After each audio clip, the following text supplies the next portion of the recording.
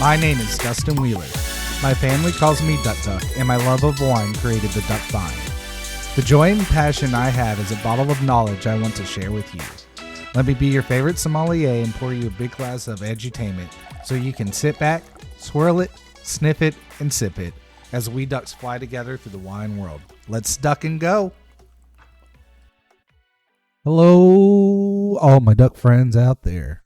Welcome into the next episode of the podcast. Been missing you guys. Hope you had a wonderful holiday week. Excited for the next episode that we're bringing to you today. As always, thank you for all your support. I've been excited about it, and this episode is brought to you because of the support that you guys give. It was a question from a few of the Patreons asking if I could expand on what I mean by weight in a wine when I've been talking about pairing podcasts. In those podcasts, I bring up this idea or topic of match the weight of the wine to the weight of the dish. And they were asking for more of a guide, like how can they really understand what I'm meaning by that? So what I'm hoping to do today is kind of expand on more styles and the wines themselves and try to classify them so we can connect the dots between what wine am I referring to when I say a light or a medium or a heavy or whatever it may be, and then maybe bring in some food examples and talk about how those all connect the dots. So we're going to kick it off, light body whites. We'll just start from the lightest and go heaviest. So we'll knock out whites first and then just continue to roll.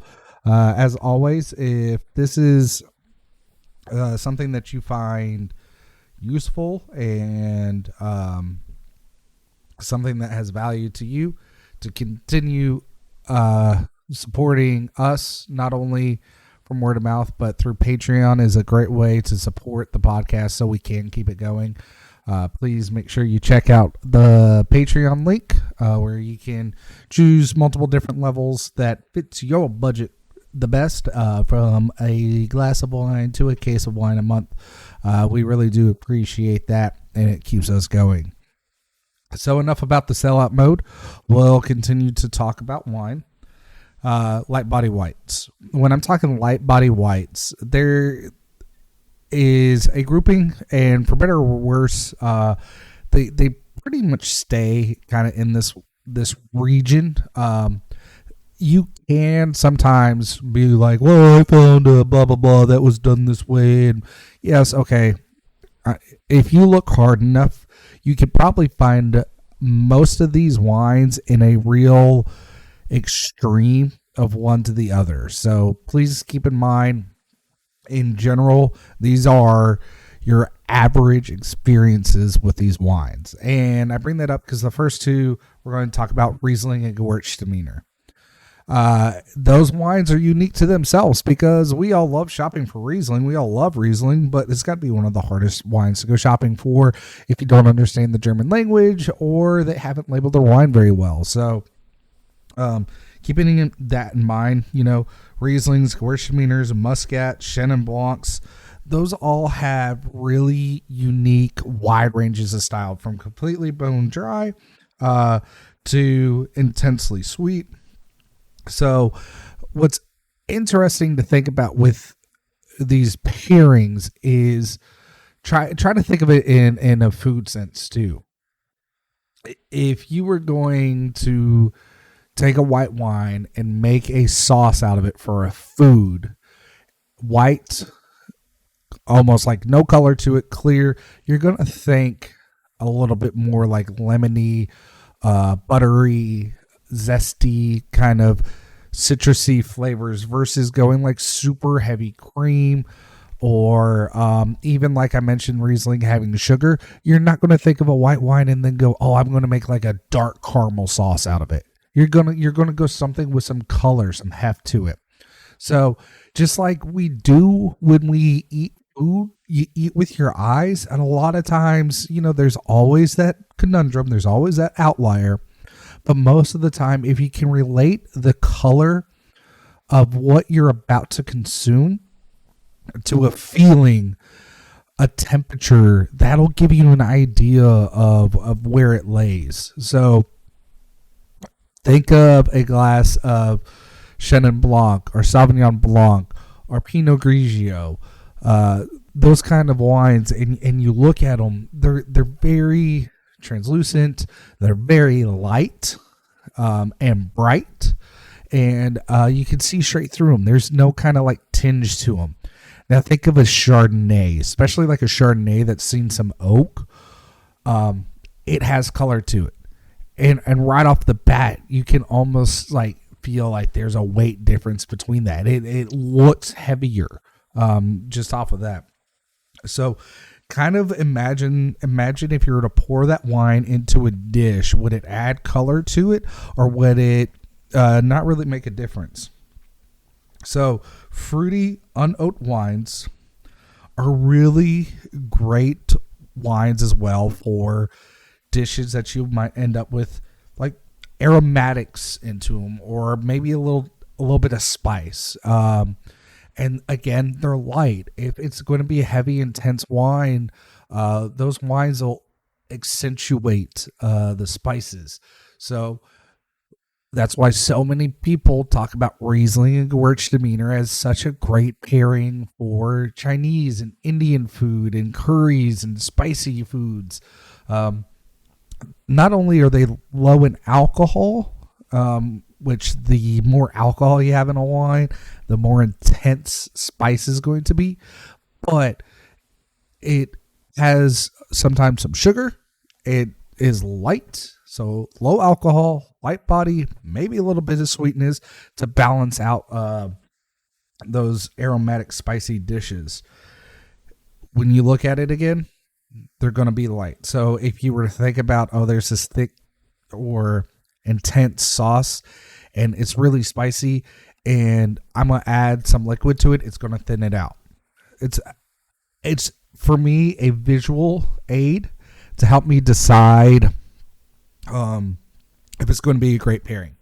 Now, sometimes you can, even without asking help from a salesperson, you can sometimes see through the bottles and you can tell is there some color. What I like to do is, if I'm not sure on how heavy this wine might be, or how much like intensity that color is, if there's that gap right under the cap, the foil on the top, and where the body of the wine is, unless it's like a super dark bottle, I can sometimes peer through that, even if I hold it up to like a store light, and maybe you see through the wine, maybe you see some intensity of the wine color, but typically you'll be able to see the glass and then the wine right next to it. And if you can see straight through that glass, you might be able to give yourself a good idea of how intense that coloring is, which again, that intensity, that saturation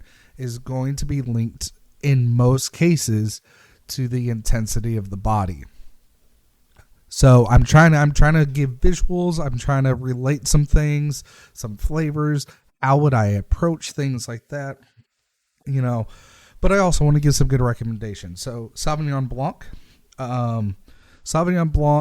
Trebbiano, Garganega, Fumé Blanc. If you want to go the way, these are really food friendly wines as well, especially being light body, and part of that's the acidity. Acid does a lot with food flavors. It brightens up dishes. Certain acids can pull back heat. Again, if something's spicy, it can cut out oily, greasy feels. So acidity's a really powerful tool, and that's why wines really end up pairing really well with food versus maybe some other drinks that lack in the acidity. Like, it's a very delicious beverage, but you don't really gain anything out of it when you're having that favorite dish. I think about like hot wings and beer. I mean, I've never had a beer with a hot wing and thought, oh my gosh, this hot wing is better because of the beer. It's more like the experience of I'm having a beer with hot wings, but it doesn't enhance it in any way. But what wine gives us out of its grapes, and these layers of tannins and acid and things like that, really enhance what we're putting into our bodies and getting to enjoy after putting all that hard work. I don't know about you guys, but I put a lot of work into our Thanksgiving meal. That turned out delicious. And we had some very, very fantastic vino to go with it. And that's originally where wine pairings came from. It wasn't just a snootiness thing. It wasn't just like, oh, I got my pinky out, so I must have a delectable vino from the fields of rainbows and butterflies. No, it was meant to go together because of how they complement each other and how they work together. So there's a purpose behind it, not just snobbery. If we continue to go down this road, past light bodied whites, we get into medium full body whites, Chardonnays, Viognier, Marsanne, Roussanne, Albariño. And these are, again, first right off the bat, the thing you're going to notice is the color saturation that you'll see in these wines when they're poured into a glass. The hard thing to figure out in these wines is going to be their purpose behind them. I talked this color depth, but Chardonnay, with its oak aging, has warmth to it. It has a chutzpah to it. It also has that butteriness, if it's been an oak Chardonnay, that it can give to your wine. But varietals like Viognier, Marsanne, Roussanne, those are highly aromatic wines. So while they're very much approaching that medium full body and do have that color depth to them, where they really play well with food is the aromatics that it gives. So when you think about these like Viognier, Marsanne, Roussanne, they have vibrant fruit notes to them, moderate acidity. Sometimes they may be a little too pricey to use just straight for cooking wine. So I mentioned earlier, would you throw that into a sauce? Probably not. But you can see where these aromatics will help give the dish depth. Where like Chardonnay, it's giving depth not just due to the aromatics. I mean, when you smell a Chardonnay, you might smell some oak, like vanilla, but you're not going to smell a whole lot of butter. Once you taste it, that's where that really jumps out. So in your medium wines, you may have to do a little more experimentation and find which ones tick what boxes for you when you're either cooking or pairing. But try to remember Chardonnay, obviously medium. If it's got a lot of oak, it's going to be full. And that one's going to be in the food, in the wine pairing. It's going to contribute all the way around. Where some of these others, like the Viogniers and the Roussannes, they're going to contribute more on the aromatic side than strictly just the body. Again, still using our sight kind of test to really hone in on where is this wine going to end up for me on my palate with my food. Now, when we start to head into reds, what we tend to see here also, again, color saturation is a big key. But even if you don't know the specific city or like territory where these wines are coming from, regions are going to be extremely important, especially in light medium bodied reds. These are grapes that show what we call terroir, or like the landscape, everything around it extremely well. And that will influence the flavor and the density of these wines and what they're bringing to the table. So grapes like Pinot Noir, Sangiovese, Tempranillos, Gameys, they're these bright reds. A lot of them have some transparency to them, so you can kind of see through it, especially if there's a light on the other side. They're more bright, like candied cherry red, than being like a dark purple or a deeper tint that you'll see in like your cabs and Syrahs and such. Now there is going to be kind of this one loophole, Nebbiolo, but we'll get there. So what you need to pay attention to is where are you getting these. So Gamay, we know, Beaujolais, middle of France, a very fruity, very food friendly wine, and that's partly because it's light bodied, it's bright, it has good acidity. Again, acidity plays well with food. It does so much with all kinds of different styles of food, whether it's fat or salty or earthy. Acidity just brightens things up. So when we talk about Pinot Noirs, which not too far away from Beaujolais and Burgundy, this has always been, as quote unquote the wine world's best example of terroir, is Pinot Noirs.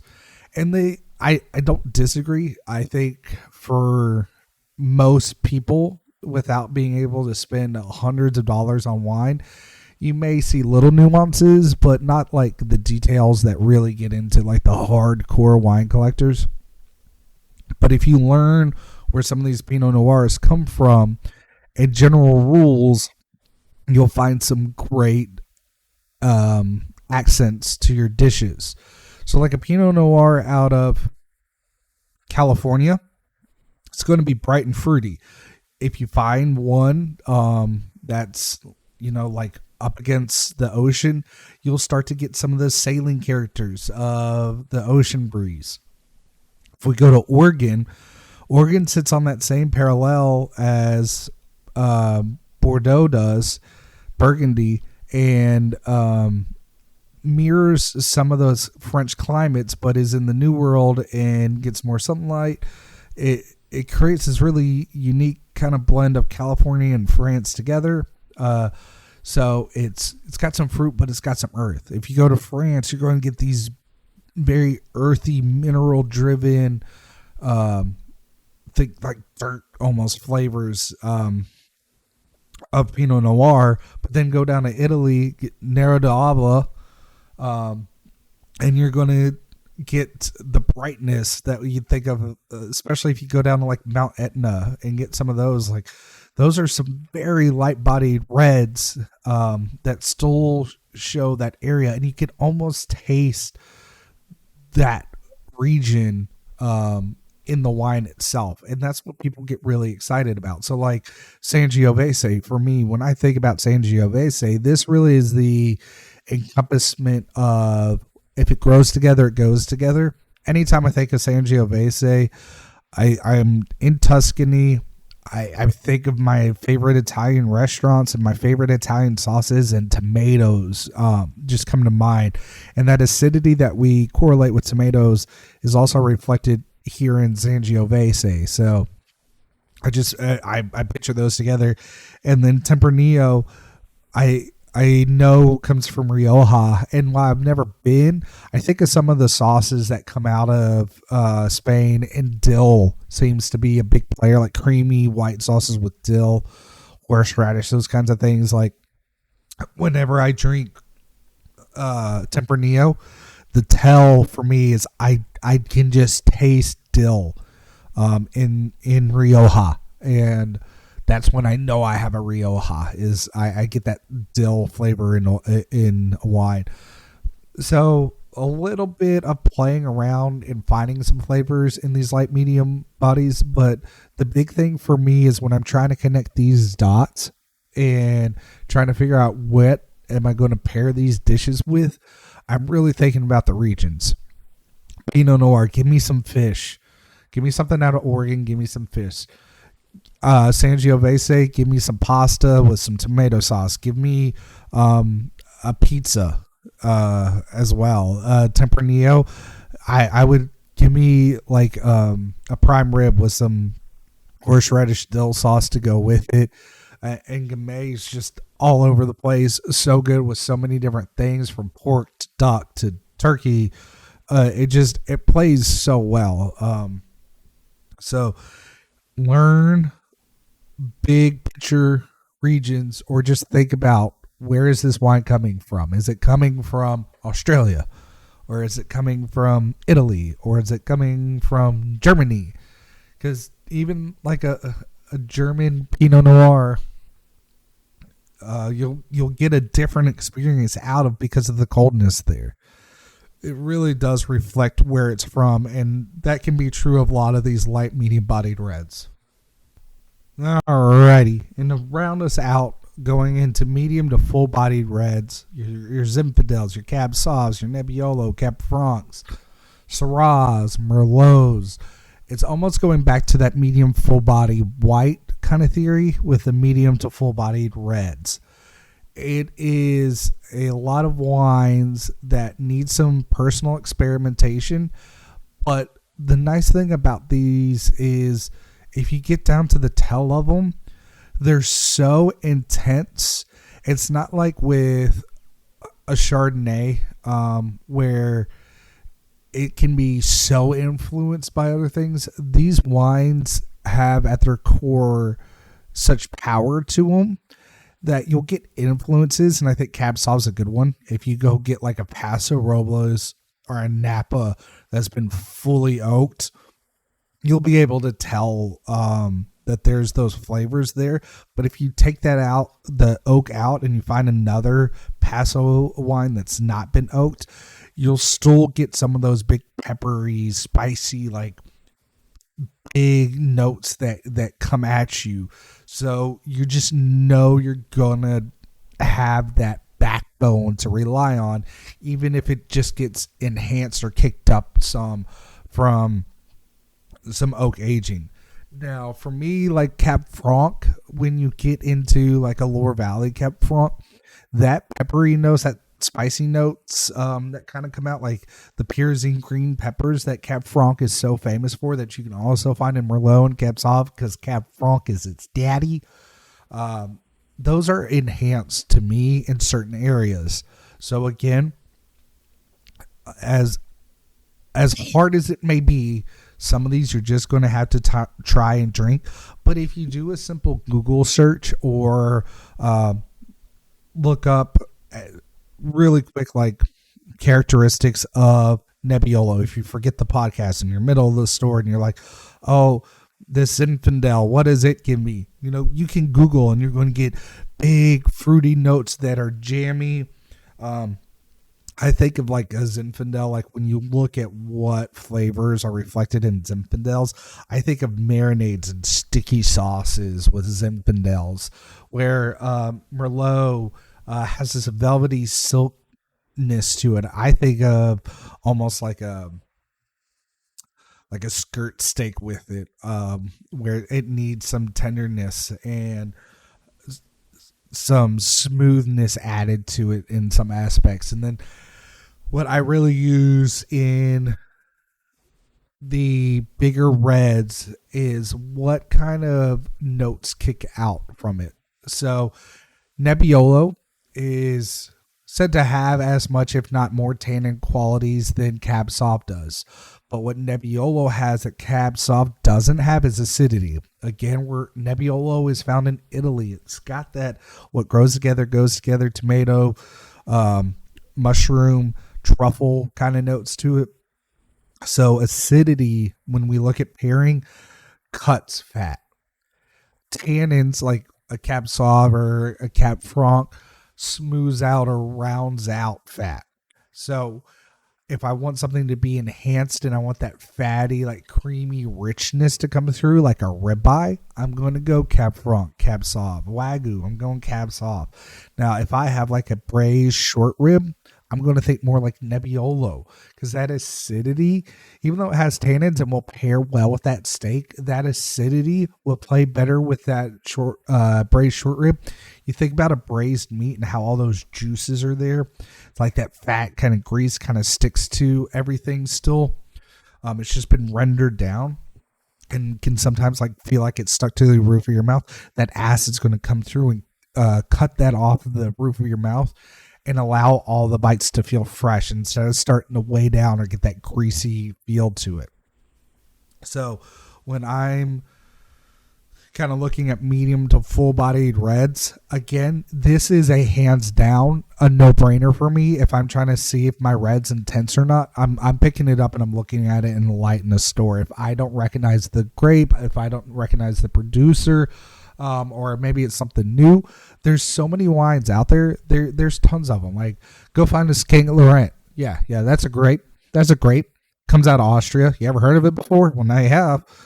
But without hearing that, and when would you have ever heard that term again? Oh, yeah, my favorite. I just love a good steak, Lorette.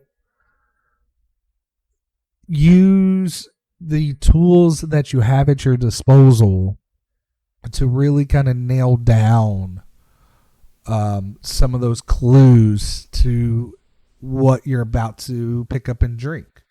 It's just like we do any other time in our food and beverage lives and careers. We eat with our eyes first. So that can become a very good, easy tool for you to have at your disposal without having to have a phone, no cell service. I'm going to pick it up. I'm going to look at it through the light. Can I see through it? Okay. I can't. It's probably going to be pretty heavy. So I'm going to pair those with dishes just like that. You know, am I going to put a Sauvignon Blanc with a Carbonara? Probably not. Carbonara is a little bit of a denser sauce. You can't really see through it. Now, give me like a lemon butter caper sauce, or, you know, like a butter garlic kind of sauce on some pasta. Then, yeah, give me that Chenin Blanc, that Sauvignon Blanc. So I'm thinking about, how does my beverage look compared to how my dish looks? Do they go together? And that's a simple, quick, easy hack for you to weigh in and figure out the weight of your wines. So I hope this was insightful. I hope it kind of lets you see some varietal explanations along with some quick hacks and ways to connect the dots. I really hope you enjoyed it. I know I already gave the spiel, but guys, if you want to help me keep this going, Patreon's the best way to do that. I appreciate you guys always supporting and spreading the word and wearing the merch and all that. And I appreciate each and every single one of you that has signed up for Patreon. And as we continue to grow, we'll continue to add to that experience as well. But I just want to thank you guys from the bottom of my heart, especially with the holiday season coming. I know it's hard for everybody, and the world's crazy right now, but you guys mean a lot to me. You're an amazing community, and I appreciate your support. So as always, I hope you learned something. Maybe you had some fun, but the most important thing is we got to drink some wine. Thank you. We'll see you guys soon. Have a great day. I look forward to the next time we meet. Bye-bye.